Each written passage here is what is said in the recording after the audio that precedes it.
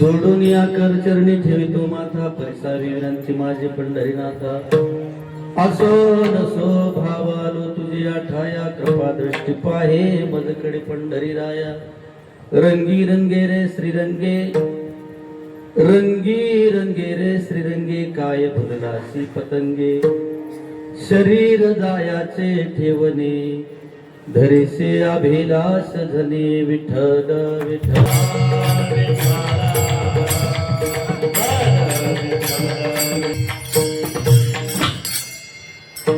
रंगे रंगे रे श्रीरंगे काय भुललासी पतंगे शरीर जायाचे ठेवणे धरीसे अभिलाष धने प्रस्तुत प्राप्त प्रसंगी प्राप्त स्थळी कीर्तन रूपी सेवेसाठी घेतलेला अभंग देहूचे सुप्रसिद्ध साधू जगद्गुरु श्री तुकोबाराय यांचा 4 चरणाचा आणि मनुष्य म्हणून जन्माला आल्यानंतर माणसानं कोणत्या रंगामध्ये रंगावं याचं प्रतिपादन करणारा अभंग आपण सेवेसाठी निवडलेला आहे. चिंतनाला सेवेला सुरुवात करण्यापूर्वी अल्पसा परिहार तो म्हणजे असा की भगवान पंढरीश पांडुरंग परमात्म्याच्या असीम आगाध कृपा आशीर्वादाने तसेच सकल साधू संतांच्या आशीर्वादाने प्रतिवर्षाप्रमाणे चालत आलेला हा अखंड हरिनाम सप्ताह तथा श्रीमद भागवत कथा ज्ञान यज्ञ सोहळा आणि या अखंड हरिनाम सप्ताहातील आजचा 6वा दिवस आणि या आजच्या 6व्या दिवसाची कीर्तन सेवा माझ्यासारख्या अज्ञानी पामर बालकाला समस्त ग्रामस्थ मंडळीने माझ्याकडे सोपवलेली आहे.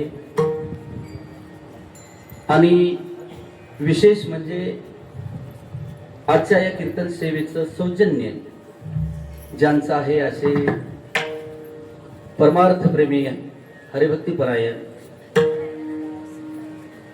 उद्धव प्रभाकरराव देवकत्ते यांच्याकडून आजच्या या कीर्तन सेवेचे सौजन्य त्यांच्याकडे आहे म्हणून त्यांना सुद्धा द्यावे तेवढे धन्यवाद कमी. म्हणून पवनपुत्र हनुमंतरायाच्या परम पवित्र दरबारामध्ये जमलेले तुम्ही सर्व श्रोते मंडळ यांच्या पवित्र उपस्थितीमध्ये हरिभक्ती परायण सद्गुरु गुरुनाम गुरु सद्गुरु नामदेव महाराज दापकेकर पवनपुत्र हनुमंतराया ज्याही प्रमाणे बुद्धी देतील त्याप्रमाणे अगदी संकल्पित वेळेमध्ये आपण कीर्तन सेवा पूर्ण करणार आहोत. आज या कीर्तन सेवेसाठी उपस्थित म्हणजे आज माझ्यासोबत आमचे परम मित्र आहेत.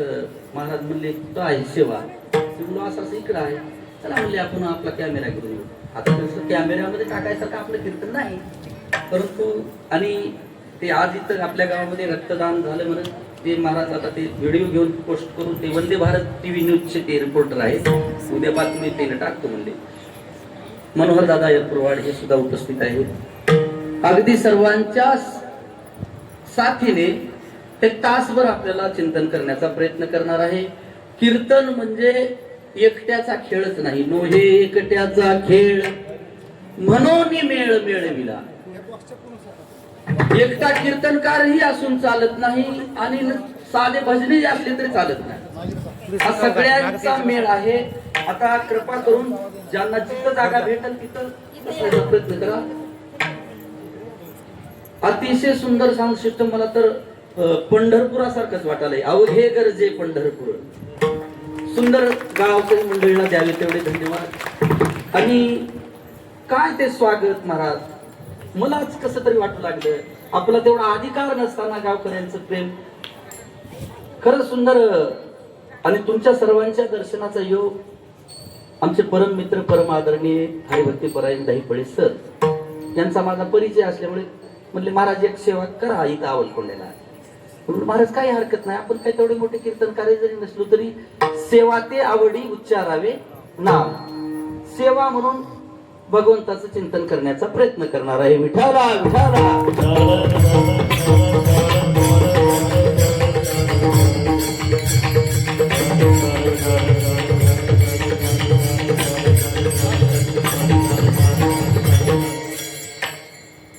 विशेष म्हणजे आपल्या सप्ताहामध्ये श्रीमद भागवत कथा ज्ञान यज्ञ 16 आहेत. म्हणजे दुग्ध शर्करा योग. पुराणामध्ये प्रसिद्ध पुराण कोणतं असेल तर श्रीमद भागवत महापुराण. बाकीचे आपल्या शास्त्रामध्ये 18 पुराण सांगितले, परंतु त्या 18 पुराणापैकी श्रेष्ठ कोणतं असेल तर भागवत महापुराण. आणि या भागवत महापुराणाचे कथावाचक आपले आमचे परमादरणीय हरी महाराज अजन सोंडेकर यांच्या पवित्र अमृतवाणीमधून आपण हे ज्ञान अमृत सेवन करत आहात. म्हणून श्रीमद भागवत माणसाला कसं मरावं शिकवतं आणि गीता माणसाला कसं जगावं. गीतेचा उपदेश एकच आहे की माणसानं कसं वागावं. आणि श्रीमद भागवत सांगतं की माणसानं कसं मरावं. मरण तर अटळ आहे प्रत्येकाला, परंतु मरणाची भीती प्रत्येकालाच आहे. एखादा व्यक्ती मी कुणालाच भीत नाही जरी म्हणला तरी शेवटी मरणाला त्याला भ्यावंच लागतं. अहो मरणाला भ्यावं लागतं म्हणण्यापेक्षा तुकोबाराय एका ठिकाणी सांगतात आगा मर हा शब्द नसतात. म्हणजे मर जरी म्हणलं एखाद्याला का मरणा गेला जर म्हणलं तर ती आपल्याला उलट बोलते तू का मरणा गेला. म्हणजे मरणाविषयी जे प्रत्येकाच्या मनामध्ये जी भीती आहे ही भीती हे श्रीमद भागवत आपल्याला ही भीती मरण टळत नाही परंतु ही भीती दूर करत. परीक्षिती लागी 7 दिवसा. म्हणजे 7 दिवसामध्ये परीक्षिती राजाचा उद्धार ज्याप्रमाणे झाला. आता आपल्या जीवनामध्ये 7च दिवस आहेत. सोमवारपासून तुम्ही मापा म्हणजे 7च दिवस भरणार. मग ह्या 7च दिवसात परीक्षिती राजाने कसा आपला उद्धार करून घेतला याचं चिंतन सांगणार म्हणजे श्रीमद भागवत कथा ज्ञान येत नाही. विठाला विठाला.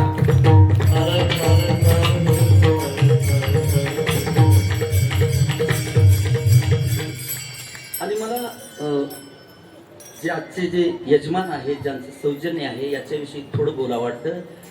महाराज काही लोक आवांतर कुठंतरी काहीतरी खर्च करतील. एखाद्या गावामध्ये जर काही 4 लोक जमले ते जर म्हणले असा एखादी फळ आणायचे म्हणले का कोणताही माणूस असा पुढेच येईल त्याला मी एकटाच मी देतो हे सगळे पैसे याचे म्हणजे.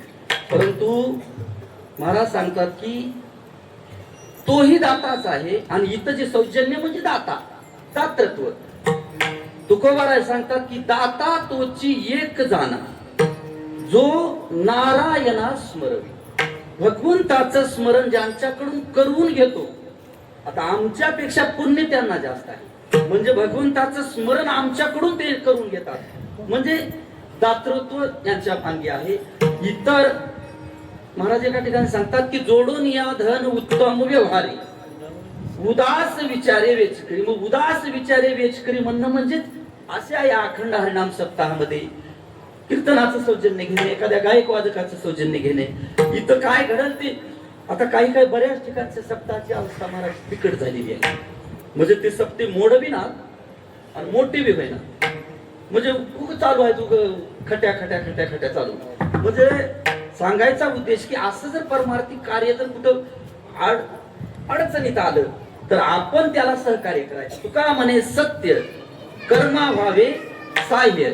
घातलिया भय नरकादानी. मग अशा या सप्ताहामध्ये अन्नदानाची सेवा असो, कीर्तनकाराचं सौजन्य असो, आणखी कुठलंही जरी असलं ते आपल्या खात्यावर जमा होत असतं. बाकी तुम्ही लग्नामध्ये किती जरी खर्च केलो, 100 जरी तुम्ही प्रकारचं अन्न करून जरी वाटलो तरी ते अन्नदानामध्ये ते मोडत नाही.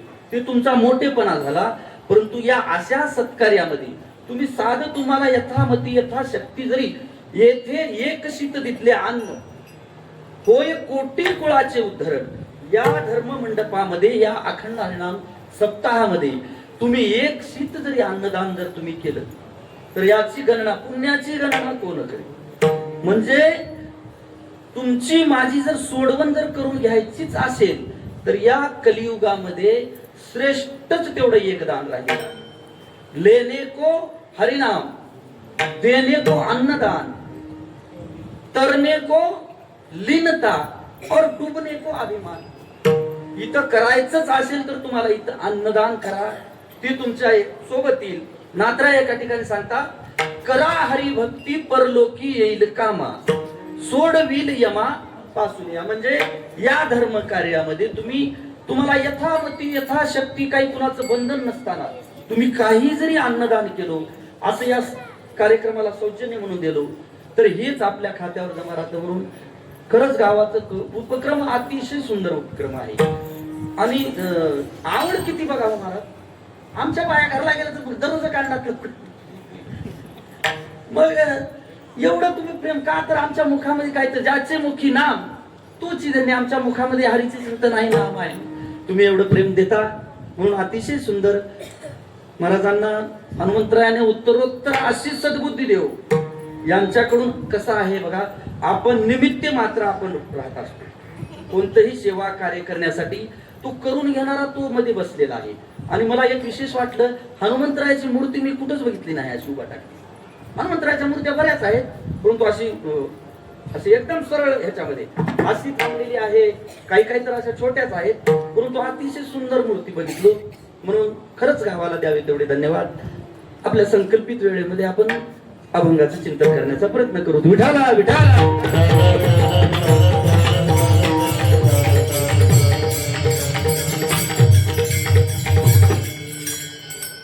जगद्गुरु तुकोबाराय या अभंगामधून असं प्रतिपादन करतात की आता माणसं बघा सगळे जिकडे तिकडे प्रत्येकाच्या रंगामध्ये रंगून गेले.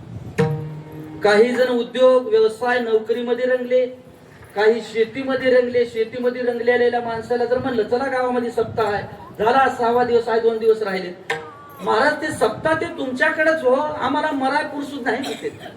आता मला सांगा, जर मरण आलं तर ह्याला काय ओटीपी येणार आहे का? मग तू पहिल्या दिवशी उद्या बॅग तुमची भरून ठेवा, उद्या ह्या 10 वाजून 10 मिनिटाला तुमच्याकडे येणार आहे, मग निघून काही काम सांगून घ्या. महाराज मरणाच्या बाबतीत कुठला वशिला नाही, काही नाही, काही नाही. कोण दिवस येईल कैसा, नाही देहाचा भरवसा. नाही देहाचा भरवसा म्हणण्यापेक्षा हे सध्याचं युग मोबाईलचं युग आहे. आपण आपला मोबाईल उघडला आणि आपण स्टेटस बघायला जर सुरू केलं, कुणाकडे 50-100 कॉन्टॅक्ट जर असतील, इमानदारीच्यानं सांगायचं प्रत्येकानं, उगा त्याच्यामध्ये 10 जणाला तर भावपूर्ण श्रद्धांजली आहे का नाही? स्टेटस आता जे बघणारे आहेत त्यांना लगेच लक्षात येईल. 100-50 कॉन्टॅक्ट मधल्याला 10 जणाला तर भावपूर्ण श्रद्धांजलीचा इकडून 5 उदबत्त्या, इकडून 5 उदबत्त्या, काही गुलाबाचे फुलं, कशाचे तरी फुलं.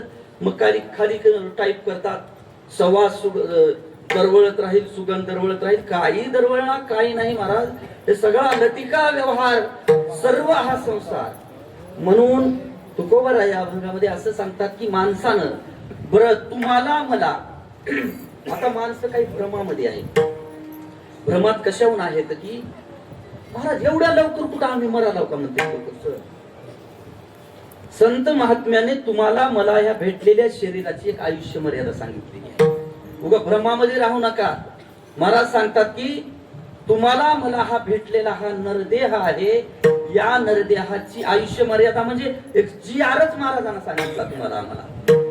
अल्प आयुष्य मानवा देह, अल्प आयुष्य मानवा देह,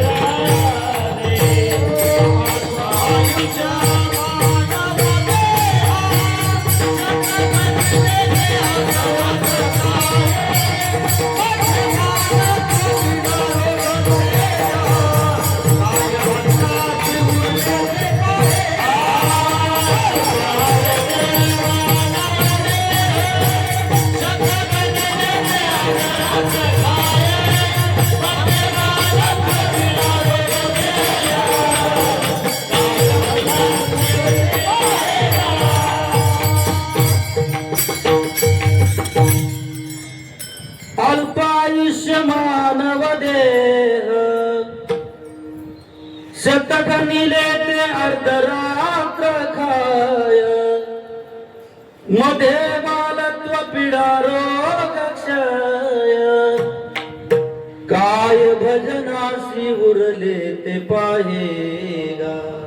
तुम्हाला मला हा भेटलेला नरदेह याच आयुष्य मर्यादा महाराजांनी सांगितली 100 शतवर्षाची गणना रे तुम्ही वासुदेव वासुदेव म्हणा. म्हणजे अनेक प्रमाणामधून संत महात्म्यांनी आपल्याला जाग केलं की तुम्हाला प्राप्त झालेला हा देह या देहाची आयुष्य मर्यादा फक्त 100 वर्ष आहे.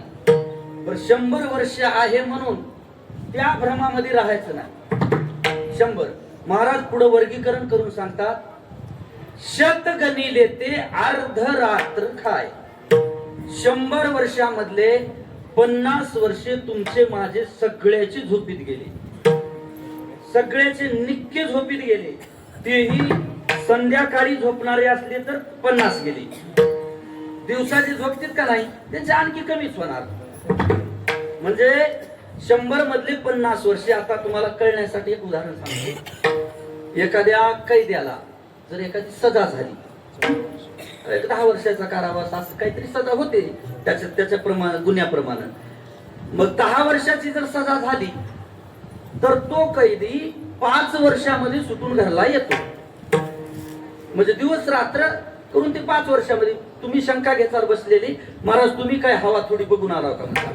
तसा काही विषय नाही ऐकलेला आहे. 5 वर्षामध्ये तो माणूस जसा येतो तसं मग आपले 100 मधले 50 झोपेत गेले. राहिले 50. आता तुम्ही गणित लावा पुढलं. 50 मधले काही बालपणात गेले, काही तरुणपणामध्ये गेले आणि काही वृद्धपणामध्ये गेले. महाराज सांगतात की काय भजनासी उरले ते पाहेगा. म्हणजे भजन करायला तुम्हाला तुमच्या जवळ आयुष्याची मर्यादाच राहील नाही. काय होतं बघा, तारुण्याच्या मध्ये न मानी कोणासी, तरुणपणामध्ये देव धर्म काहीच दुसरं काही सांगत त्याला ते सांगायला जरी गेलं तर ते ऐकत नाही. सदा मुसमुशी. म्हणजे तरुणपणामध्ये तर देव धर्म काहीच नाही. वृद्धपणामध्ये देव देव करा वाटतंय पण वृद्धपणामध्ये ते देवाचा नाम उच्चार बी होईना. तिकडे रामकृष्ण हरी म्हणलं तर इकडे विठ्ठल केशवा काय तर दुसरंच म्हणते कानाला ऐकू ना. मग महाराज सांगतात की तरुणपणामध्ये परमार्थ माणसानं करावं. तरणा भाग्यवंत नटे हरी कीर्तनात, हरी कीर्तनात नटे हरी कीर्तनात.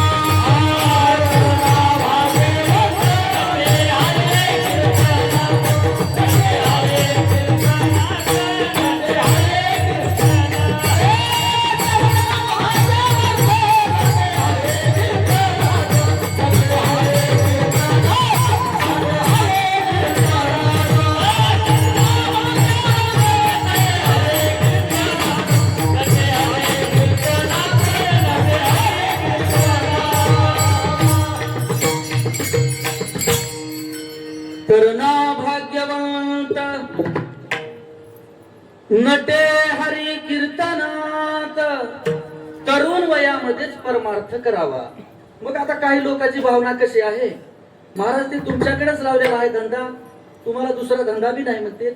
आमच्या मागे काम आहेत, मरायला पुरसून नाही. कशाचं काय आले, कीर्तन झाल्यास माणसं असे धोतर धडकून जाते. हे कीर्तन तुलाच लकलाव.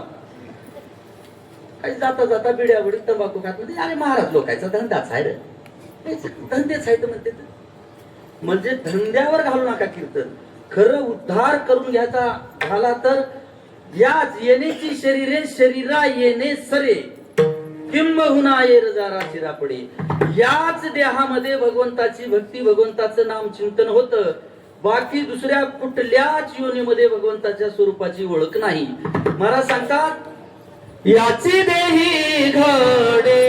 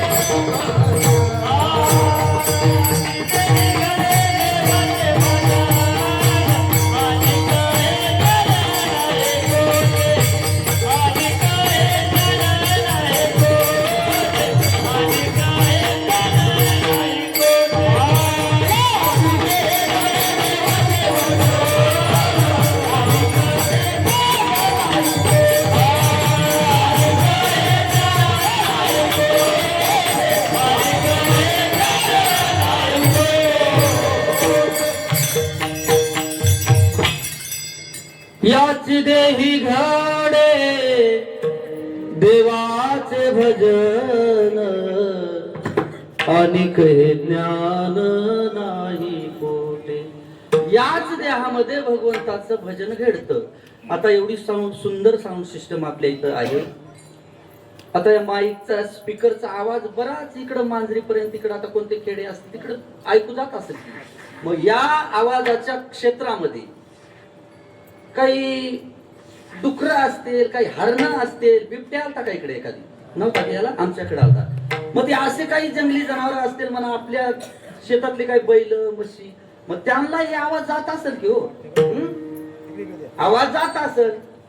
पण असा या अवलकोंडा नगरीमध्ये सप्ताह सुरू आहे हे ज्ञान त्यांच्या ठिकाणी नाही.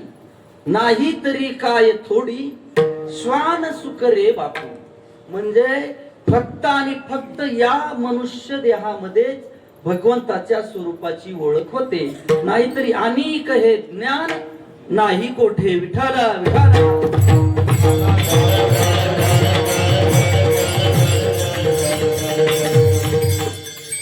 या देहामध्ये बरं देहाच्या बाबतीत आपण जर विचार करायला गेलो तर मला सांगा तुम्हाला मला प्राप्त झालेला हा देह आपण कुठला काही सायास अट्टहास करून प्राप्त झालाय का?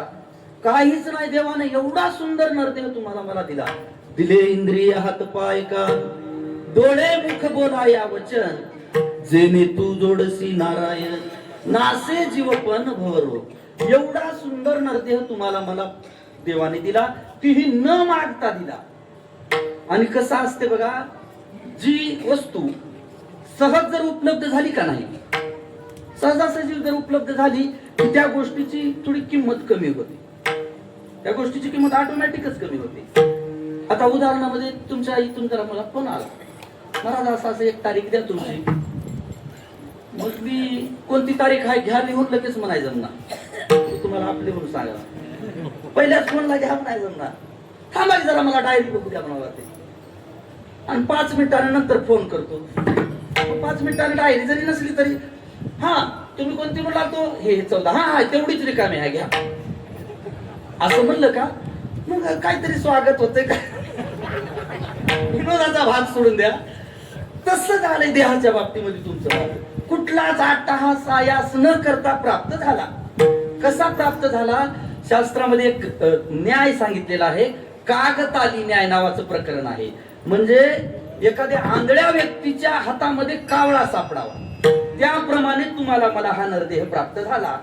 सापडला देह कागताली न्याय, नघडे उपाय घडो आले. काय झालं म्हणे एका राजाच्या. आता राजाच्या मनात कधी काय येईल काही सांगता येईना. आपल्या सुद्धा राजाच्या मनात आलत 2000च्या नोटा बंद केलं तर बाबा. मग तसं राजाच्या मनात कधी काय येईल काही सांगता येईना. एका राजाच्या असं दरबारामध्ये चर्चा झाली. ते बसलेल्या लोकांना म्हणले, राजे साहेब पक्षामध्ये चतुर म्हणलं तर कावळा पक्षी चतुर आहे बघा म्हणले. मग ते राजाला थोडी ती मार्क कमीच राहते तर. आणि बघा ते कावळा कुणाला सापडत नाही बघा म्हणून ती चर्चा झाली. राजाच्या मनात बसलं. राजाने म्हणला, जो कोणी मला जिवंत कावळा आणून धरून देईल त्याला एवढं एवढं बक्षीस देणार. लगे दुसऱ्या दिवशीपासून मार्गाला लगे राजामध्ये दौंडी दिली. असा असा जिवंत राजाला कोणी कावळा पकडून आणून देईल त्याला एवढं एवढं बक्षीस. आता मग कावळ्याच्याच प्रकारचे लोक निघाले. कावळ्यावरीच लोक दिली. जसा पक्षामध्ये कावळा चतुर राहते का नाही तसा माणसामध्ये बी काही कावळ्यावरी लोक राहते. आता इथं नसतील गाव चांगलं आहे नसता बोलता बोलता लोक म्हणतात बघा ते माणूस लय चतुर आहे कावळ्यावर. म्हणजे कावळा म्हणजे निघाले लोक कावळा धरायला. आता कावळा चतुर कावळा कशाचा कावळा सापडतो हे बेजार होऊन आले. मग त्याच नगरीमध्ये एक आंधळ माणूस त्याला घरच्याने धरून आणून असं वाट्यावर बसविलं. बसलं विचारू का असं इकडे तिकडे बघणार गप्पा. आंधळ माणसं इथं तर नाही की कोणी आंधळ असलं तरी दृष्टांतातलं सांगायला. मग त्या आंधळ्याच्या काय डोक्यावर माशा असं आल्या की काय झालं की आंधळ्यानं स्वतःच असं टाळी वाजवाय गेले ते माशा हाणायला. तुझा कावळा चाला त्याच्या हातात. आंधळ्यानं मला काहीतरी सापडलं इकडे म्हणलं आपल्याला. आंधळ्यानं तसंच घेतलं आणि हा बघलं ठेवलं असं. ही लोक आली तिकडून. अरे म्हणले आपण बेजार आहात आणि आंधळ्याला सापडले की म्हणले इथं कावळा. आपण काही करू नये म्हणले. आंधळ्याला काय माहित नसेल म्हणले हे दौंडी दिलेलं. आंधळ्या कोणी विकत घेऊ राजाला विकू तिकडे आपण राजाला देऊ राजा चांगलं बक्षीस देते. मग आंधळ्याजवळ गेले. आंधळ्याला म्हणले सुरदास कावळा विकायचं का म्हणले त्याला. त्यावेळेस कळालं त्या आंधळ्याला हे आपल्याला सापडलेला कावळा आहे म्हणायचं. मग आंधळे लोक चतुर राहते बरं इथं नाहीत म्हणून सांगायला. आंधळ्याला जर धरून कुठं घेऊन झालो का नाही आपण चला आम्ही नेऊन सोडतो तिथपर्यंत म्हणलं का आपण त्याच्या हाताला धरलो ते आपला हात सोडतय त्यानं आपल्या हाताला धरते. अर्ध्या वाटत सोडून गेल्या. मग आंधळ्यानं म्हणलं इकायचे कावळा मग सांगा किंमत. आंधळ्यानं म्हणलं आपण जर किंमत एक सांगितली आणि खरंच जर कावळा जर महाग असला तर आपला घाटा होईल म्हणले. त्यानं मला कावळा विकायचे कडे म्हणला पण मागा म्हणलं तुम्हीच मागा म्हणला. विठाला विठाला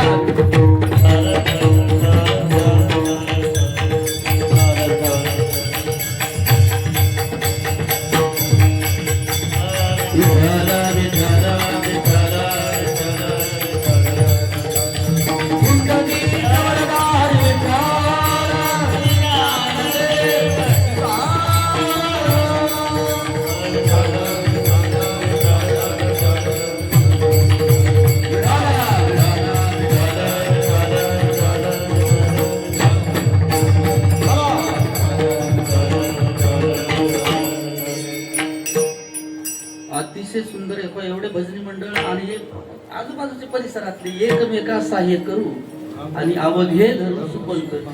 अहो सप्ताह करणं हे कोणते कार्यक्रम करणं म्हणजे हे एक प्रकारचा मेळ मेळवीनच आहे. एकूण एकाला प्रत्येकाला सहकार्य करायचं. म्हणजे 18 पगड जातीचा समाज एका ठिकाणी आणणं म्हणजे सप्ताह करणं. आता सप्त्याची संकल्पनाच उलटी झाली आहे. आता सप्त्यामध्ये भांडणं शिरले. परंतु इथं मला अतिशय आनंद वाटला. आता हे काही एवढे टाळकरी माझ्या कीर्तनाला कुठेही नव्हते एवढे. असो आपलं मग ते आंधळ्याला तुम्ही जाग्यावर हो की सगळे, जसा मी उभे एकटा सांगत राहील. कशावर झालं कीर्तन तर घोंगड्यावर झालं म्हणायची बारी सकाळी येऊन. कुणी अभंगावर झालं म्हणजे संताचाच अभंग होता ना. संताचं सोडून दुसरं कुणाचा घ्यावं असा काय प्रकार होऊ देऊ नका. थोड्याच वेळ आपल्याला कीर्तन करायचंय. मग त्या आंधळ्याकडून हे न म्हणले द्या 5,000 म्हणले. आता आपल्याला द्यायचं का घ्यायचे 5,000पासून सुरू करू. आंधळ्यानं म्हणलं हे न पहिल्या सुरुवातीला जर 5,000 म्हणाले त्या अर्थी नक्की ह्याची किंमत काहीतरी जास्त आहे. त्यानं म्हणला काय येणे लागले काय, मला 5,000ला कसं मिळतंय म्हणला तुम्हाला. मागा 10 झाले 15 झाले, आता आपण घालू 2-3 लाखापासून. आता का द्यायचं का घ्यायचे. मग आंधळ जमून दिना गेलं. त्यानं म्हणले तेवढे बेहेनं द्यायला तयार झाले की अजून दुसरे जास्त मागू लागले. मग हे आता लोक अगोदर विषय झाला आपला कावळ्याच्याच प्रकारचे लोक होते. ते म्हणले आंधळ काही जमत दिना गेले आपल्याला भावाभावी. आता काय तर अटकल करू म्हणले ह्याच्यासोबत. जाऊ द्या म्हणले काय तर तुमच्या मनावर द्यायला हो कावळ्याचे पैसे, पण तुम्हाला सापडला कसा म्हणले. आंधळ थोडं फुगलं जरा. काय नाही मला कावळा सोपा आहे, मला कावळा धरायचं कसं तर गटला हो. काय नाही का असं टाळ्या वाजवायचं म्हणलं वरील टाळी वाजवल्या खाली काकतला कावळा उडून गेला. आता या दृष्टांतातून तुमच्या काहीतरी लक्षात आलं असं. ज्याप्रमाणे त्या आंधळ्याच्या काकतला कावळा उडून जावा त्याप्रमाणे तुम्हाला मला भेटलेला हा नरदेह एका दिवशी न सांगता निघून जावं लागल. मग तेथे नचले काही, सत्ता संपदा राहील ठाईचे ठाई. आता माणसाची उग भांडण उग फुगीर झाले लोक. अहो आयुष्य अतिशय कमी आयुष्य आहे. बरं मला सांगा, आता काही लोक जमिनीचा वाद म्हणा कशाचा तरी वादवादी करून घेतात. मला सांगा खरं आयुष्य आपल्याला किती आहे बरं पाठीमागले पुरावे तर लक्षात घ्या की थोडे. अहो या घराला, या शेतीला, या प्रॉपर्टीला आपल्या बापानं सुद्धा मजीच मरून गेला. आजा मेला पंजा मेला बाप मसना गेला. बरं ते आजा पंजा बाप गेला तर आपल्याला राहायचे का. देखत देखत ना तू पण तोही तैसा झाला. महाराज आपण इथं पाहुणे म्हणून आलेलो आहोत. इथं आपण कायमचे नाही. या आपल्या घराला अनेक जणांना माझं घर म्हणून मरून गेल्यास तसं जायना गेले बाहेर. त्याला बांधावं लागलं ताटीवर, चौघानं बाहेर काढावं लागलं. गुन्हानं जायनाच बाहेर. ते बांधायची कल्पना जे का नाही काही उठून बसले होते माझं घर आहे म्हणून. ते तेव्हापासून निघाले बांधायचे. फिरून सुद्धा इकडं बघू देणार असं. मग म्हणून आयुष्य अतिशय कमी आहे. हा प्राप्त झालेला देह कुण्या दिवशी निघून जाईल याचा काही पत्ता नाही. आणि जोपर्यंत जव हे सकळ सिद्ध आहे, हात चालावया पाय तव तू आपुले स्वहित पाहे. तीर्थयात्रे जाय चुकू नको. जोपर्यंत आपल्या हातामध्ये सत्ता आहे, पैसा आहे, शरीरामध्ये ताकद आहे, तोपर्यंत परमार्थ करता येतो. अन्नदान काही काम करता येतं चांगलं. परंतु लोक तरुणपणामध्ये भांडणं मारामारी ही धिंगाणी करते. आणि म्हातारे झाले. काल म्हणलं महाराज मला माळ घालायची म्हणलं एका गावला. आता काल परवा म्हणलं कस काय घालायच्या माळ. चावना गेले म्हणलं त्यानं. नाटक पडले असतील. बरं बाबा घालू मी काय माळी आणाय नाही सोबत. दुसऱ्या वेळेस दुसरं लगेच म्हातारा त्याच्यापासून त्याच्या मागच होतं. महाराज मला बी घालायचे म्हणला. तुम्हाला काय झालं, तुम्हाला चावाले का चावना गेले. त्यानं म्हणला मला आणून दिना गेले कोणी. मग आता त्या वयामध्ये माळ घालून काहीतरी उपयोग आहे का मला सांगा. म्हणून का आणखी पटण्यासाठी तुम्हाला उदाहरण सांगतो. एका घरामध्ये दोघा चौघाचं कुटुंब होतं. एकदा वेळ निघून गेली, आयुष्य गेलं की मग नंतर काहीच हाताला लागत नाही. तैसा हा संसार पाहता पाहता अंतकाळी हाता काही नाही. अंतकाळाला आपल्या हाताला काहीच लागत नाही.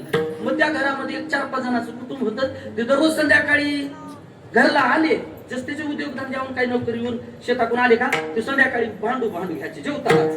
नेमकी माणसं जेवतानाच भांडून घेते. बरं आमच्या तर तिकडे घेते, इकडे कसं आहे की भांडून घ्यायचे.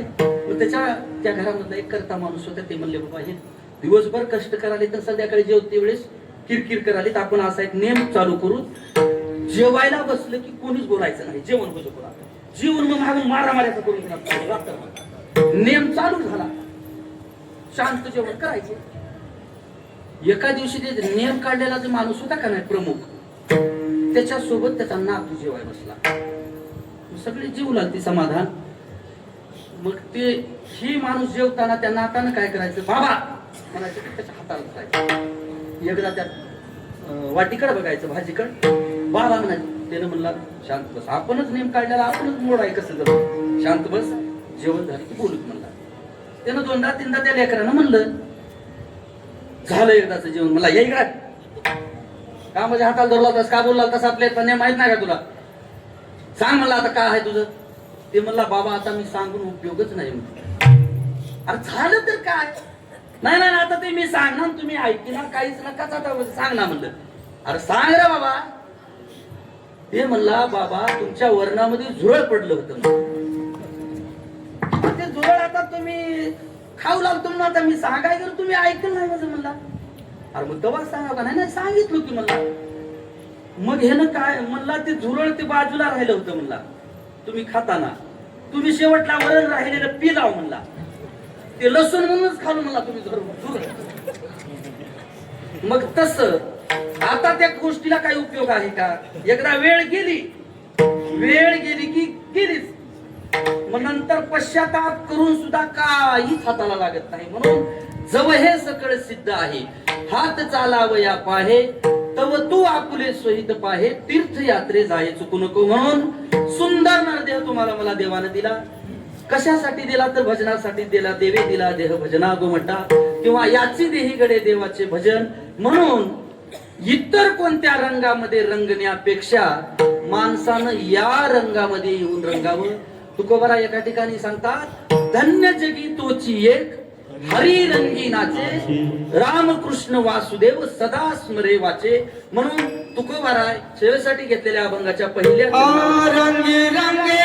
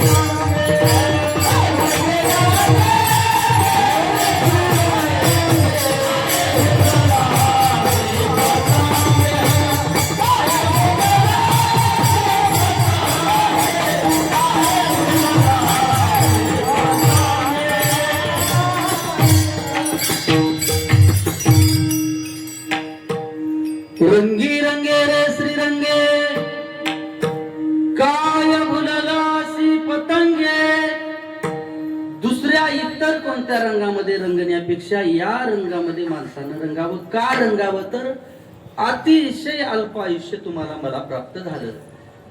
महाराज सांगतात, मागुता हाची जन्म पावसी, भोगिले सुख दुःख जानसी, हे तो न घडे रे सायासी. मला सांगा, तुम्हाला पुढचा जन्म माणसाचाच भेटेल याची काही शाश्वती आहे का? एकदा महाराज गेली घडी नये पुन्हा परतून. प्राप्त झालेला हा देह कसा जाईल, कधी जाईल ते महाराज सांगतात, क्षणभंगुर हे जाय न कळता, ग्रास गिळी सत्ता नाही आधी.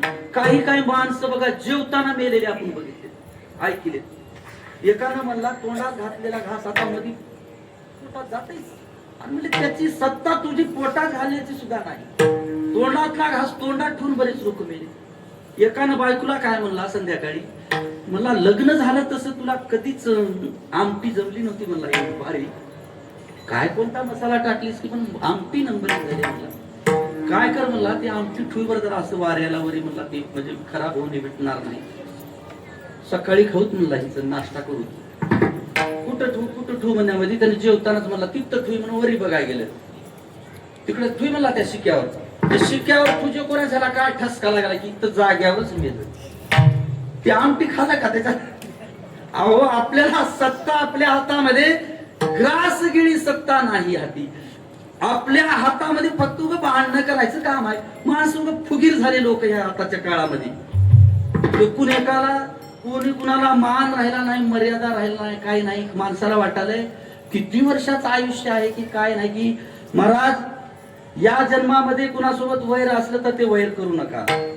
आता माझं कीर्तन म्हणजे सोप्या भाषेत तुम्हाला कळलं असं. आता मग तेवढा काय खोलवर जात बी नाही, आणि तेवढं खोल जाऊन तुम्हाला डुकल्या खाण्यापेक्षा कशावर झालं की उगा ब्रह्म माया जर सांगत बसलो तर महिला मंडळ सकाळी म्हणजे कुठला महाराज होता की माहिती, ब्रह्म म्हणलं काय की माया म्हणला काय की काय.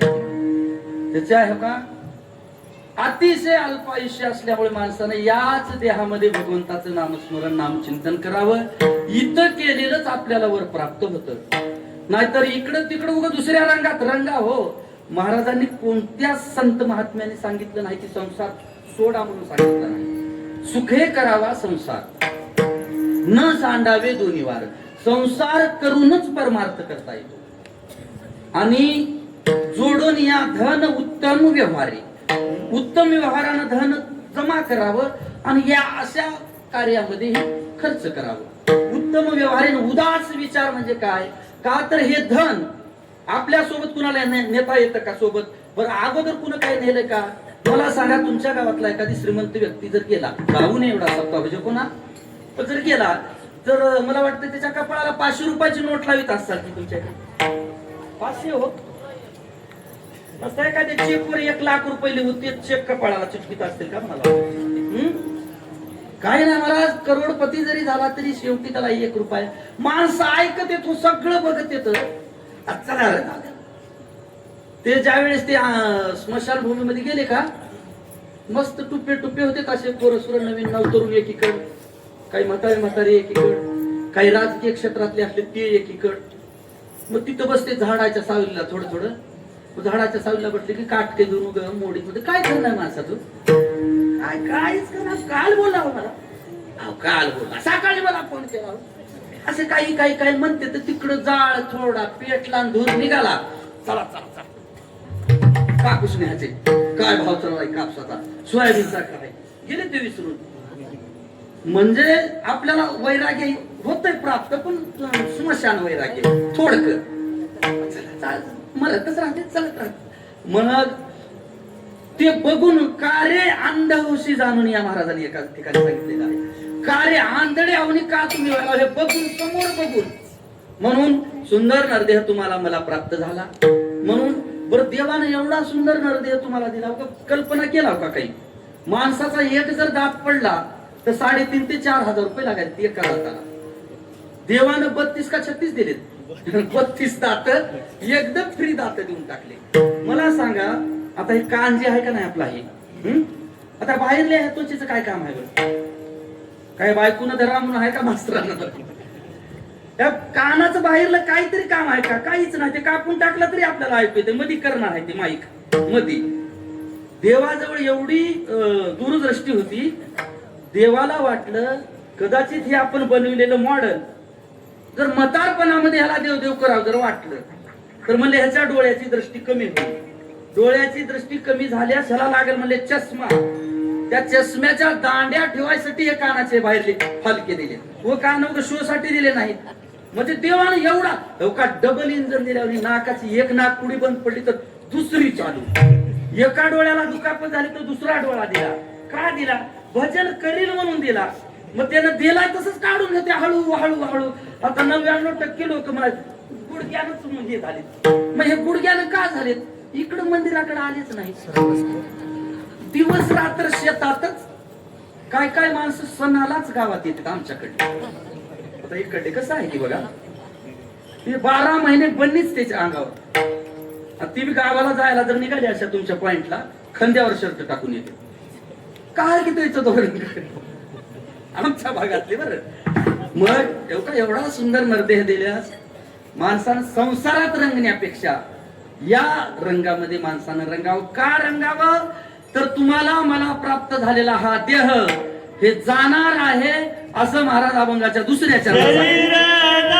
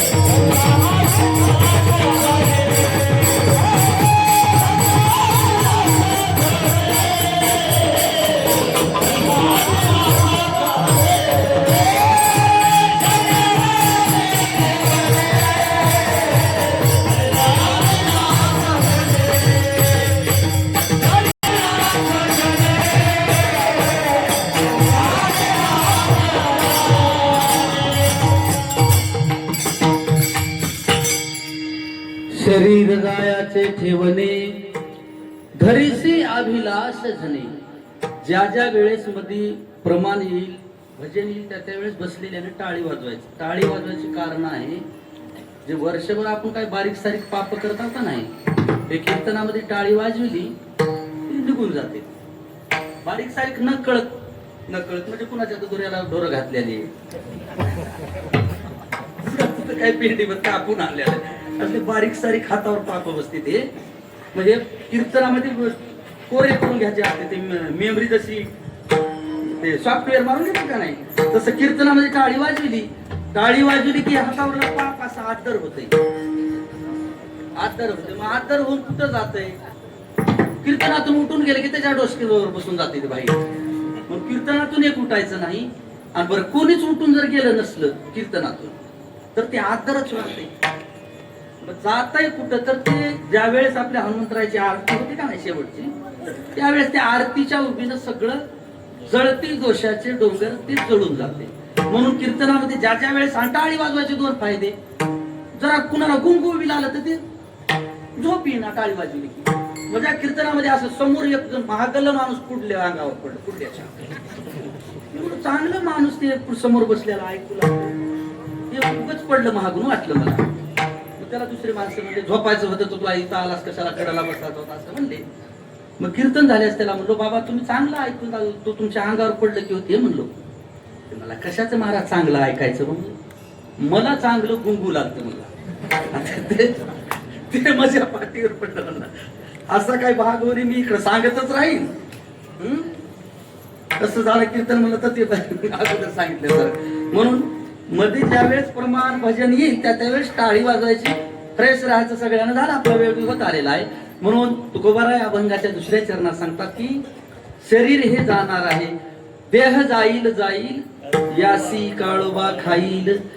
तुम्हाला मला प्राप्त झालेला हा देह एक ना एक दिवस जाणार आहे आणि मृत्यूच्या बाबतीमध्ये कुठलाच वशिला चालत नाही. कुठलाच वशिला चालत नाही. का चालत नाही? आणि जर मृत्यूच्या बाबतीमध्ये जर वशिला चालत असता तर श्रीमंत लोकच मेले नसते.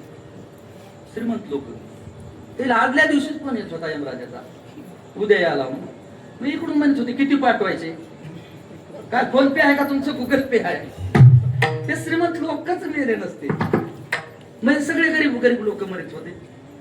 म्हणून हे का मृत्यू श्रीमंताला सोडत नाही गरीबाला सोडत नाही कुणाला. मग काय करावं शरीर जाणार आहे भगवंताच्या रंगामध्ये रंगावं माणसाला. आणि देह अहो इथं तुम्ही आम्ही राहतो याचं नावच मृत्यू लोक आहे. आणि या मृत्यू लोकामध्ये साक्षात भगवंताना अवतार जरी घेऊन आला तरी भगवंताला सुद्धा देह सोडावा लागतो. येथे उरो नाही आले अवतार ये ते पामर जीव किती. तुम्हाला आम्हाला तर जावंच लागतं. संतांना जावं लागलं देवाला सुद्धा इथून जावं लागलं. म्हणून आयुष्य आहे तोपर्यंत भगवंताचं नाम चिंतन करा. कुठल्याच गोष्टीचा अभिलाषा म्हणजे माया लावू नका. संसारावरची माणसाची माया आहे का नाही. माणसं बाहेर गेले तर काहीतरी काय घरला नेणारच रिकाम्या हाताने घरला जाणार नाही. तसं काही करू नका. का तर काही तुम्ही जमा केलो तर ते इथंच राहणार आहे. एक सुभाषित का सांगतो ग्रहद्वारायाम पश्वश्य गोष्टी. लोक तुम्ही जनावर तुमच्या गोठ्यात राहतील घरचे लोक घरी राहतील तुम्ही कमवलेलं धन बँकेमध्ये किंवा घरामध्ये राहील. जावं लागतं तुम्हाला एकट्याला. मी जळत तसे स्मशानी अग्नी सवे एकला. आपल्याला जावं लागल. आयुष्यभर उगे कागद जमा करीत जर फिरलो अंत काळी हाता काही नाही. धनाचा उपयोग परमार्थामध्ये करावा. स्वतःचा उद्धार करून घेण्यामध्ये माणसाला धनाचा उपयोग करावा. एवढा धन कमवून आता काही माणसं बघा अंगाला शर्ट घेतले नाहीत ते नवं कमवून एवढं कमीले मिळवून धन आणि लावी पोरांचे भांडण. तुम्ही कमवलेल्या संपत्तीसाठी तुमच्या मुलाचे नक्की भांडणं लागणार आणि ते भांडून झालेत म्हणून तुम्ही सोडवाय गेलो की तुम्हाला दोन हाणणार आधी. तू मध्ये कशाला आलात. तुम्ही बघा दररोजच्या घटना बघा. बरेच लोक श्रीमंत कोट्याधीश लोक आता सध्या वृद्धाश्रमामध्ये आहेत. म्हणून कमवा धन कमवणे असा विरोध नाही. धन कमवायचं परंतु अशा कार्यामध्ये ते वेच करायचं. आपली स्वतःची काहीतरी माणसानं आपुली आपण करा सोडवत. इथं तुमच्या बायकोनं देवदेव केलेलं तुम्हाला काही प्राप्त होत नाही. तुमच्या मुलानं केलेलं काही प्राप्त होत नाही आणि तुमचं कुणाला जात नाही. काय लोक म्हणतात ना आमचे ते देवपूजा ते देवाला जायचं आमच्या घरच्या इकडेच आहे. अरे घरची त्याची तिला सोडवणं तुझी. म्हणून आपुली आपण करा सोडून. आपण जन्माला आलो म्हणून आपण आपली सोडवण करावं. सोडवण करावं म्हणजे नेमकं काय करावं? हिमालयामध्ये जाऊन बसावं नाही. इथं संसारामध्ये राहून परमार्थ करावा. सुखे करावा संसार न सांडावे दोन्ही वार. परमार्थही सोडायचा नाही आणि संसारही सोडायचा नाही. संसार जर सोडलो तर कुठं खाताल कुठं राहताल काय? अन्न वस्त्र निवारा या माणसाच्या मूलभूत 3 गरजा आहेत का नाही? याच आपल्या निवाऱ्यासाठी आपल्याला घर मानावं लागेल. शेतीवाडी पोटाला पोट आहे म्हणून लागते. म्हणून संसारही सोडायचा नाही आणि परमार्थही सोडायचा नाही. आणि मनुष्याच्या जन्मामध्ये परमार्थ करणं म्हणजे हा लाभ आहे. ऐसा लाभ बांधा गाठी. हा लाभ, या लाभाला आयशा लाभा जो मुकला आणि तुका म्हणे वाया गेला. म्हणून तेव्हा आपल्याला बाहेर कुठं जाणं होत नसेल तर काही जाऊ नका. तुम्ही पंढरपूरला जाऊ नका, कुठंच जाऊ नका. 4 धाम करू नका, 2 धाम करू नका, काही करू नका. फक्त चांगलं वागा. माणसाने माणसाशी माणसासम वागणे हीच आमची प्रार्थना आणि हेच आमचे मागणे. माणसं आता बघा, प्रत्येक लोक माझी बरोबरीच करते का? ते म्हणाले लोक प्रत्येक तुझी बरोबरी कोण करायला रिकामा आहे? म्हणून हो का, शरीर जाणार आहे आणि शरीर काळाची एवढी पडेल बा जेव्हा सोडविना तेव्हा मायबा. या काळाच्या तडाख्यातून तुम्हाला मला सोडविणारा कोणीच नाही. एकानं म्हणला, महाराज काळाच्या तडाख्यातून सोडविना तुम्ही कसं म्हणाला? आपल्या घरचे आमच्या माणसं आहेत का नाही म्हणला, हे मंडळी आमची लई म्हणला जलजलाट आहे म्हणला. बाई ती तर काळाच्या तडाख्यातून सोडील का? महाराज म्हणले, शेजीची कामिना दूर राहील. शेजीची कामिना सुद्धा तुला सोडू शकणार नाही. एकानं म्हणला, महाराज आता गेलेल्या पंचवार्षिक मध्ये आपला युवाईच आमदार म्हणून निवडून आला. मग ते आमदार तर मला सोडविल का नाही युवाई? महाराज म्हणले, सोडविना राजा दिशीचा चौधरी.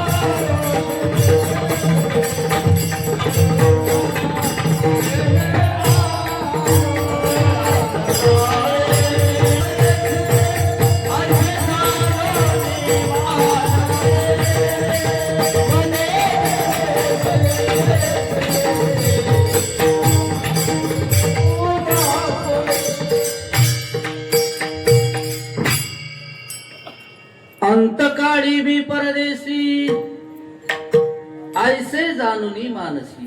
म्हणजे अंतकाळाच्या वेळेला आपण परदेशीच आहोत सगळे. बरं महाराज, या काळाच्या तडाख्यातून आम्हाला सोडविणारा कोणी आहे का नाही? त्यावेळेस महाराज सांगतात, एका चक्रपाणी वाचून या. तुका म्हणे तुला सोडविना कोणी, एका चक्रपाणी वाचून या. म्हणून त्या चक्रपाणीच्याच रंगामध्ये माणसानं रंगावं. म्हणून रंगी रंगे रे श्री रंगे, काय भुलला श्री पतंगे. महाराजांनी पतंग नावाच्या किड्याचं उदाहरण दिलं पहिल्या चरणामध्ये. एक पतंग नावाचा किडा पूर्वीच्या काळामध्ये, आता ती आपली समय आहे का नाही देवाजवळ, असे दिवे राहायचे पूर्वीच्या काळात. मग त्या दिव्याच्या उजेडामध्ये काही किडे तिथं यायचे. मग ते किडे त्या दिव्यावर झडप घालायचे. काहीतरी खायलाच आहे म्हणायची. त्यानं झडप घातली की मग त्याचे पंख जळायचे. म्हणजे तात्काळ मरणच त्यांना प्राप्त व्हायचं. तसं पतंगाच्या किड्यावनी तुम्ही ह्या संसारामध्ये बोलू नका असं महाराज सांगतात. का सांगतात तर शरीर जायाचे ठेवणे धरिसी अभिलाष धने. 2 चरणाचा अभंगाचा भावार्थ झालेला आहे. आता मध्यंतरीचं भजन घेऊन सर्वांनी मोठ्या प्रेमाने एकदा टाळी वाजवून भजन करा आणि मग बाकीच्या 2 चरणाचा अगदी आपल्या वेळेमध्ये विचार करू.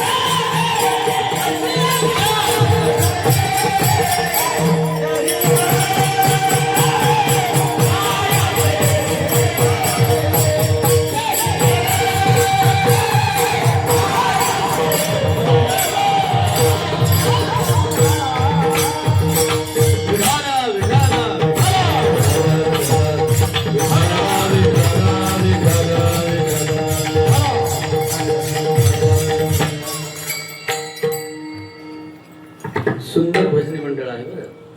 नाहीतर ते काही काही गायक केले का नाही एकदा त्या अर्धा तास चालत एका गायकानं जे केलं एकदा पहिल्याच आधी ते तोंडच असं बंद होईना गेलं. त्याच्या तोंडामध्ये चिमणी आली, तिनं अंडी दिली आणि पिले घेऊन गेली तरी ते चाल संपली काय. त्या काही जुनी इंजन असली आणि किर्लोस्करची इंजन असली आणि ते माणसं झटक्यामध्ये भजन हो. झोप सुद्धा येईना बसलेल्या माणसाला. आता चांगलं राग रागीने सारे गप्पा बसा म्हणायचं केलं सगळे झोपी जाते. म्हणून आणि एवढे भजनी मंडळ आमच्या तर भागामध्ये एवढे जमा करणं म्हणजे सोपं नाही. सगळे प्रेमाचे लोक आहेत. असो तुकोबाराय सांगतात की शरीर जाणार आहे, शरीर जायचे ठेवणे, म्हणून या शरीराविषयी अभिलाष मनामध्ये कोणीही बाळगू नये. एका साधकाने महाराजांना प्रश्न केला, म्हणले महाराज शरीर जाणार आहे ठीक आहे, परंतु आता तुमच्यावर आम्ही मोकळे नाही हो. म्हणला आमच्या पाठीमागे थोडं आहे म्हणले पसारा. महाराज म्हणले ते तू जे समजतोस पसारा हे तुझा पसाराच नाही म्हणले सगळा. नोहे तुझा हा परिवार, नोहे तुझा हा परिवार,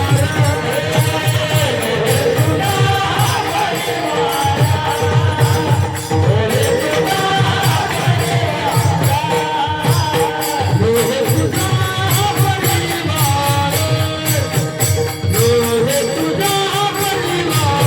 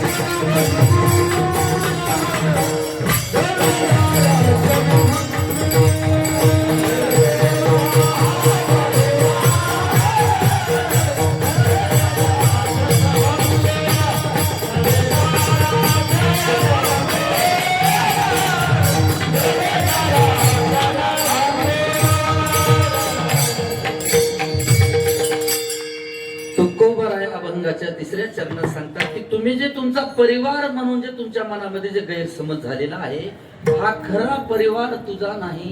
महाराज एका ठिकाणी सांगतात बांधून या देती काळाची हाती, भूषणे हे घेती काढून या. मला सांगा आपल्या घरामध्ये आपल्याला कुठपर्यंत मान आहे, म्हणजे मान कुठपर्यंत आहे? जोपर्यंत आपल्या हातामध्ये सत्ता आहे, आपल्या हातामध्ये पैसा आहे तोपर्यंत सगळे आपल्याला मानतात. जोवरी चळण गा तोवरी मनती माझा, इंद्रिय मावळली आला बागुल आजा,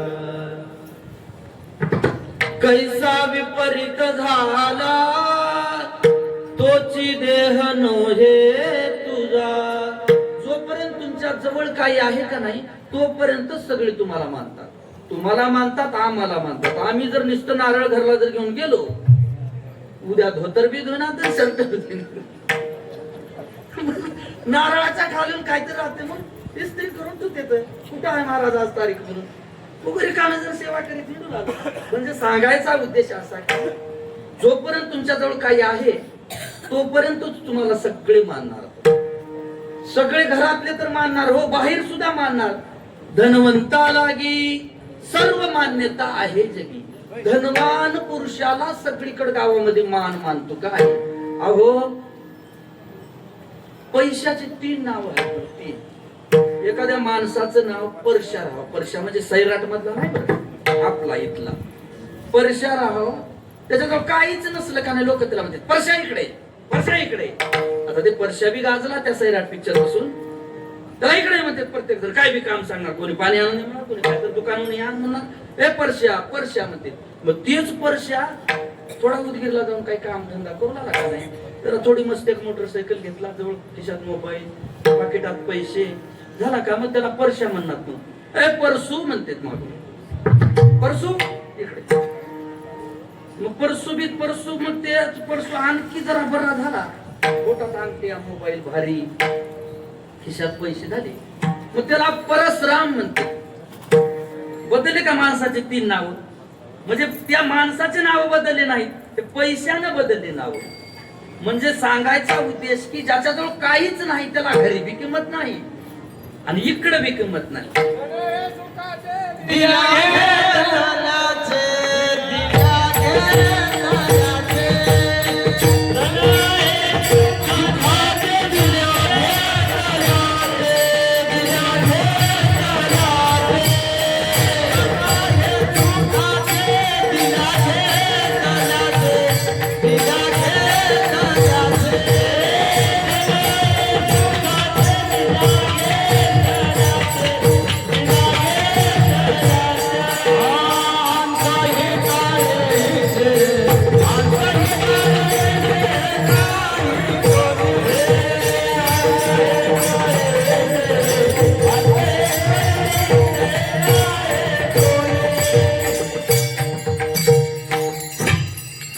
जन हे सुखाचे दिल्या घेतल्याचे, अंतकाळीचे नाही कोणी. म्हणून जोपर्यंत तुमच्या जवळ काय आहे तोपर्यंत नाथरायांनी भागवतामध्ये वर्णन केलेलं आहे. धनवंत पुरुषाशी स्त्री लवथव करे कैसी, कुटका दे कोणी सुनी जैसी पुच्छ हलवी. म्हणजे धनवान पुरुषाला त्याची पत्नी एखाद्या, आता आपली तर तो अधिकार नाही बोलण्याचा, परंतु नातराची भाषा आहे, हातामध्ये कुटका धरावा, समोर कुटका धरल्या धरल्या कुत्र कसं शिपुटा असं करते का नाही, त्याप्रमाणे घरची स्त्री करते म्हण. त्याच्या जवळ असलं की तसा व्यवहार.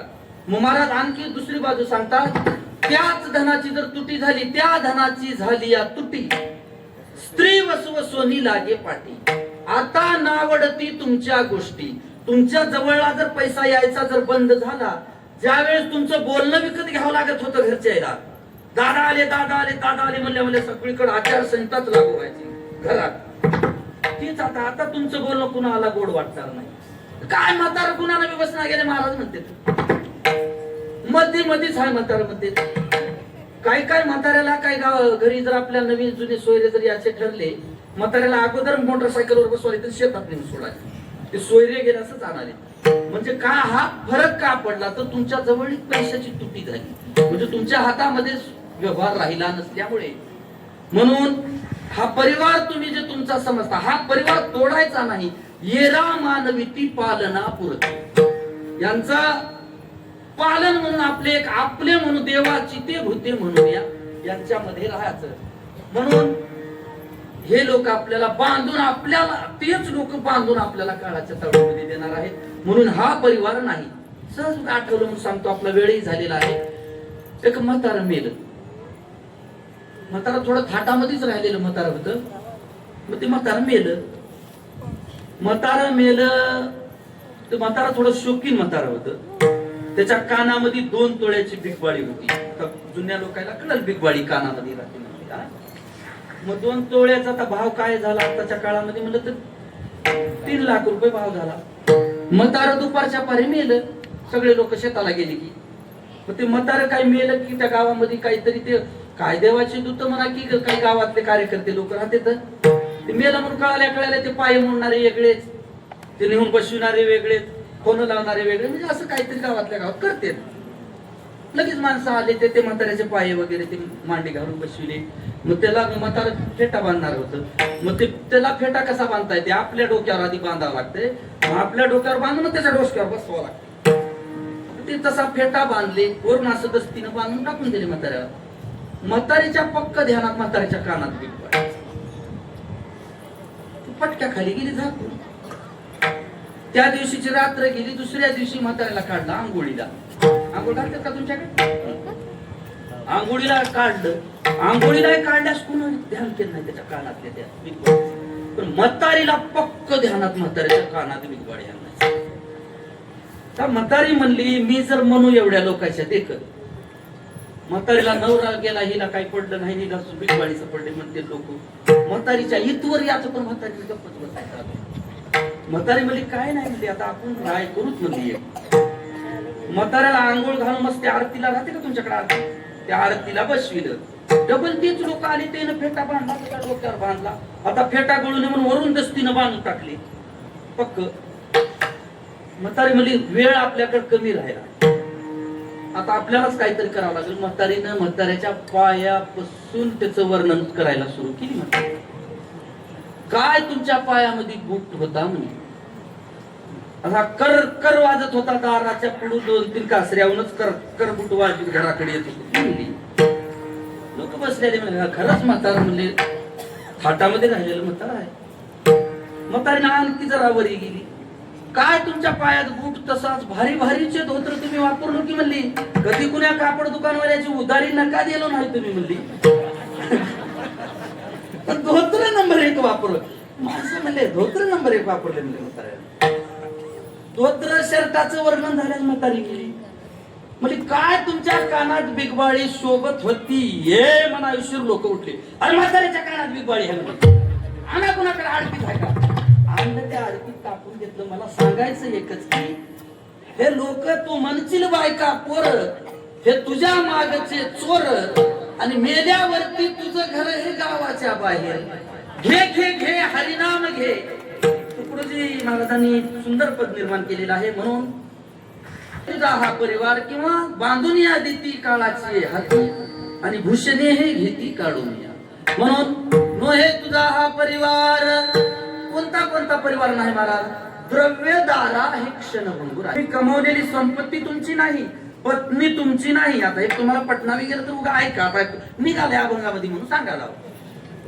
द्रव्य का नाही आपलं महाराज, द्रव्य आपल्याला सोबत नेता येत नाही. तुमच्यामध्ये तर किती 5 ग्राम 10 ग्राम मला सांगा, एखाद्या कुणाकडे तर तुमच्या गावात 1 अर्धा किलो सोनं असेल कुणाच्या तरी, तर आहे का कुणाकडे? हा आहे तुमच्याकडे? अहो आपल्याकडे कुणाकडे तर 5 ग्रामची अंगठी आहे, त्या रावणाकड. आता आपण त्याचं एकच शेवटच तुकडा घेऊ. शुद्ध कांचनाची सप्तकोटी, 7 कोटी घर प्युअर सोन्याची होती. परंतु सांगा ते कवडी गेले नाही, सांगा ते कवडी गेले नाही.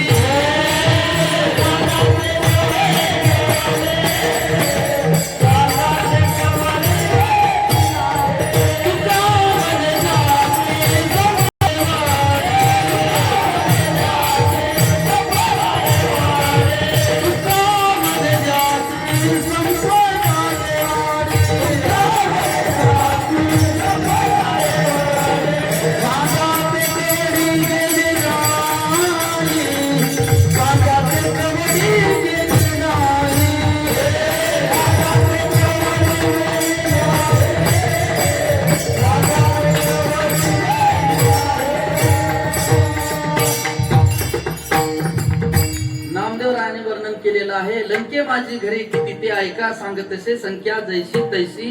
कितीतरी कोटी घरे काश्या आणि तांब्याची, काही विटबंदी काही चिरेबंदी होते. आणि शेवटला नामदेवराय सांगतात की शुद्ध कांचनाची सप्तकोटी, 7 कोटी घर प्युअर 24 कॅरेट सोन्याचे होते. आता माणसं उग 5 ग्रामची अंगठी बी घातली की नुसते असेच करायलेत लोक.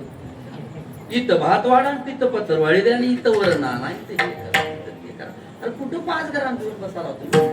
घर सोन्याची होती तर त्याच्या सोबत गेले नाही. एक माणूस असंच केलं, एवढं सांगतो आता सेवा पूर्ण करून. बाजारात गेलं 5 ग्रामची अंगठी घेऊन, भाजीपाल्याच्या बाजारात. हे आलू केवढ्याला, हे मेथी केवढ्याला, हे वांगे केवढ्याला, असंच करीत ते विचार खिंडू लागलं बाजारात. असंच बोट करायचं, हे गड्याला ते गड्याला. 2-3 चक्रा हाणलं त्यानं त्या बाजारात. एका बाईच्या लक्षात आलं, म्हणजे हे काही घेणं गेलं, पण अंगठी त्याच्या बोटातली नवी आहे म्हणली, हे दाखवाले की. मग ते बरोबर त्यानं विचारित ते एका माळ्याच्या बाईकडे गेलं. अरे मावशे, हे आलू केवढ्याला, हे वांगे केवढ्याला, असं केलं बोट पुढी. भाव सांगते म्हणली या इकडं. त्या बाईच्या पायामध्ये अर्धा किलोची वाणी.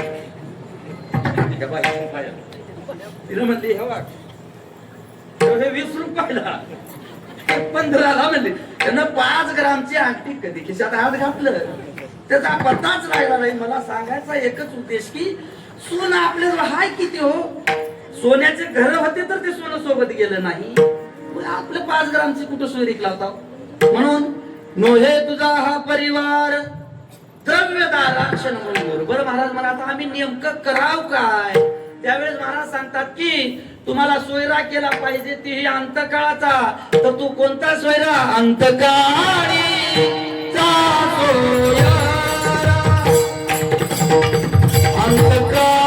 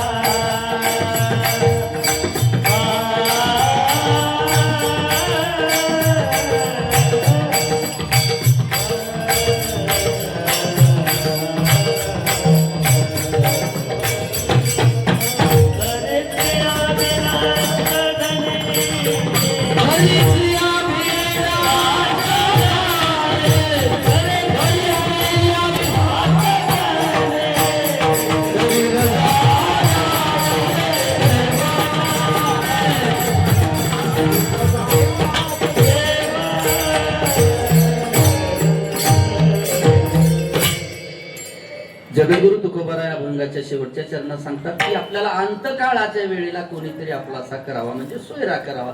त्या आपल्या व्यवहारिक भाषेतला व्यवहारातला सोयरा नाही. आपले सोयरे जवळ असलं तर मग कुठून बी नातं लावते. जरा सोयरा बरा झाला का नाही ते का आमच्या जवळून सोयरा जवळून आता नवीन सोयरी झाली आमच्या पुतणे तिथं दिले आमची म्हणते कुठून बी नातं लावणार. हे आपले सोयरे जवळ झाले आणि ते जरा थोडा झाला असा तसा ते सोयरा कुठून येऊन आला काही इकडून आला म्हणजे इकडून जाते. म्हणजे हे सोयरे आपल्या अंतकाळाच्या वेळेला कामाला येणार नाहीत. म्हणून अंतकाळाच्या वेळेला एक आपला सोयरा केला पाहिजे. मग दुसरा तिसरा कोणी सोयरा करण्यापेक्षा तुका म्हणे विठू करा. का करा तर हे शरीर जाणार आहे म्हणून करा. म्हणून यथामती यथावकाश अभंगाचा वेडावाकडा भावार्थ करण्याचा प्रयत्न केलेला आहे. हरिभक्तीपरायण युवराज महाराज दैपळे महाराजांच्या माध्यमातून या ठिकाणी येण्याचा योग आला आणि या कीर्तनाचं सौजन्य जे आहे आमचे गणेश का उद्धव प्रभाकर देवकते यांच्याकडून याच्या कीर्तन सेवेचे सौजन्य दिलेलं आहे. आणि भगवंतांनी त्यांना सुद्धा उत्तरोत्तर अशी सद्बुद्धी देऊन असंच कोणत्याही कार्यामध्ये आणि कसं आहे बुद्धी देणारा तोच आहे. अतुलित बलधामा म्हणजे बुद्धी देणारा बुद्धिमत्ताम वरिष्ठ हे कार्य आहे का नाही तू करून घेणारा तोच आहे. आपण निमित्त मात्र म्हणजे आपण आहोत. म्हणून कमीत कमी या कार्याला सहकार्य करणं होत नसेल तर काही हरकत नाही करू नका. परंतु किमान या सत्कार्यामध्ये अडचण तर आणायची नाही. का अडचण आणायची नाही.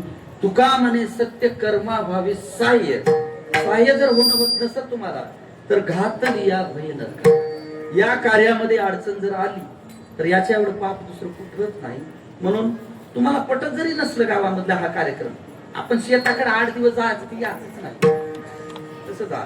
पण या कार्यामध्ये अडचण कोणी आणू नये आणि भगवंतानं तुम्हाला बुद्धी तशी अडचण आणायची देऊ नये. म्हणून महाराजांच्या माध्यमातून या ठिकाणी येण्याचा योग आला. अतिशय सुंदर भजनी मंडळ. मला वाटलं श्रोती मंडळ काही किती असे डुकल्या खाते वाटलं. आता इथं काही धाड पडल्याने झालं जवळच कोणी झोपलं नाही. एवढे उपकार अहो कसा आहे तुमच्याशिवाय कीर्तन काय आता कसा माहिती. वक्ता तो वक्ता नव्हे श्रोते. श्रोते आहेत म्हणून वक्ता आहे. मस्त काय साऊंड सिस्टम वाल्याला सांगा बरोबर वाल्याला म्हणून हे सुद्धा लागतात. आणि माऊलीने तर तुम्हाला एवढी मोठी उपमा दिली. प्रभू तुम्ही महिषाची या मूर्ती. तुम्ही साक्षात महादेवाचे अंश म्हणजे महादेवाचे अवतारच आहात बसलेले लोक. म्हणून सर्वांनी न झोपता कोणी झोपलं नसलं वाटतंय मला तर झोपलं असलं तर झोपलं असलं. कसं आहे बघा आमचं सांगायचं काम तर मग ती तुम्हाला घ्यायची किंवा नाही घ्यायचं ते तुमच्या मनावर आहे. एक बाई एसटी मध्ये चढली. एसटीत चढली उदगीरून तिकीट काढली शिरूरचं. तिकीट काढली ते एसटी निघेपर्यंत लगेच खाली उतरली. कंडक्टर आलं मध्ये टन बेल वाजला चला चला चला म्हणलं. तेवढ्यात ती बाई खाली उतरली एसटीच्या पाठीमागे जाऊन हसू लागली मोठमोठ्यानं हसू लागली. मी गेलो सहज म्हणलं मावशी तुला काय झालं हसायला एवढं काय तुला कुणाचे पैसे सापडले काय झालंय नेमकं झालंय काय.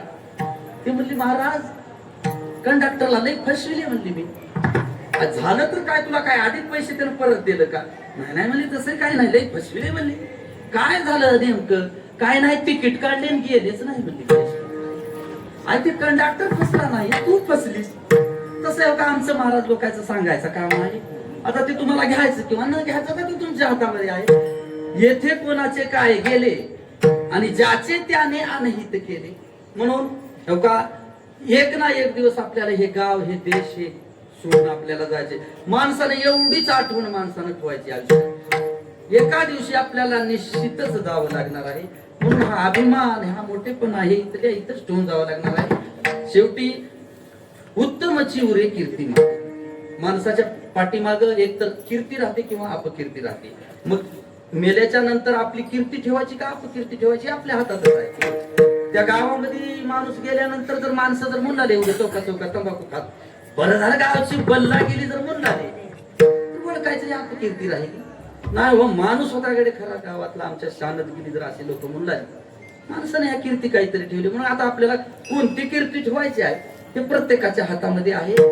असंच एका गावामध्ये आपल्या इथले सगळ्याला एका दिवशी जावंच लागणार आहे, इथलं कोणीच राहायला आलं नाही असं म्हणलो मी कीर्तनात. बरेच लोक काही भावुक झाले. एक म्हातारी आजी कोपऱ्यात अशी लांब बसून हसू लागली. मी म्हणलो माणसं हे एवढे ऐकालेत कान टवकारून मी इथले जाणार आहेत लोक, तुला हसायला काय झालं? ती म्हणली महाराज मी आवलकोणची नाही म्हणली, मांजरीची हा म्हणली मी. आणि मांजरीची बी झालीस, नामुदगीरची बी झाली, तुला सुद्धा एका दिवशी जावं लागणार आहे. म्हणून मरणाची कार्य नाही आठवण, मरणाची माणसांना आठवण ठेवा. म्हणून चांगलं वागा, प्रेमाने वागा, अन्नदान करा, सत्याला सहकार्य करा. एवढं सांगून झालेली सेवा हनुमंतराच्या चरणी, जमलेल्या सर्व गुणीजन भजनी मंडळीच्या चरणी, श्रोते मंडळीच्या चरणी, माता माऊलींच्या चरणी. अतिशय सुंदर साऊंड सिस्टम, आमच्या नशिबाला एवढी सुंदर साऊंड सिस्टम कुठे लागला म्हणून तरी पार गेले कामातून. आणि गायक लोक हे साथीला बी माणसं बरोबर लागतात. एकाला म्हणलो मी असं उचला म्हणलो, एक पाठीमागे 2-4 दिवसाकात कीर्तन मी म्हणलो समोर असं उचला म्हणलो साहेब, दोघं तिघं आलती म्हणजे मला उचला. मी म्हणलो मला नका बाबा परमान म्हणा. तसं का सगळी जोड व्यवस्थित आहे. खरं तर मला कीर्तन सोडू वाटणार गेले, पुढच्या वर्षी बोलणार तर बोलणार, उगा 2 वाजेतून कीर्तन करावं म्हणाला. म्हणून झालेली सेवा तुम्हा सर्व श्रोते मंडळीच्या चरणी समर्पित करू. वाणीला पूर्ण राव ज्ञानेश्वर माऊली.